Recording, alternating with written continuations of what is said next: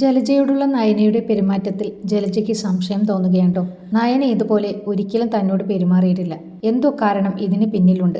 ആദർശം എന്നോട് ഉള്ളിൽ എന്തോ ദേഷ്യമുള്ളതുപോലെയാണ് പെരുമാറിയത്. അതെന്തായാലും കണ്ടുപിടിക്കണം.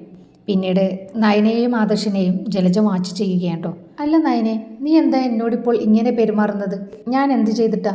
ഇനി അവന്തികയെ വിവാഹം ചെയ്താൽ നിന്റെ അനിയത്തിക്ക് ഇങ്ങോട്ട് വരാൻ പറ്റില്ലെന്നോർത്തിട്ടുള്ള വിഷമമാണോ?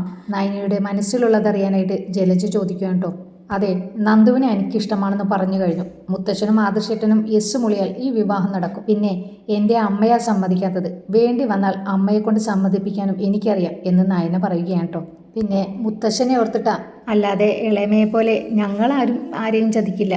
അതെന്താ നയനെ നീ അങ്ങനെ പറഞ്ഞത്? ഞാനെപ്പോഴാണ് നിന്നെ ചതിച്ചത്? നിങ്ങളുടെ ഭർത്താവിനെ നിങ്ങൾ ചതിച്ചില്ലേ? ജലജ ഞെട്ടിപ്പോവുകയാട്ടോ. എന്തെങ്കിലും ചെയ്തേ പറ്റൂ. ആദർശ് നാഗേട്ടനെ കണ്ടാൽ കുഴപ്പമാകും എന്ന് ജലജ ചിന്തിക്കുകയാണ്ടോ.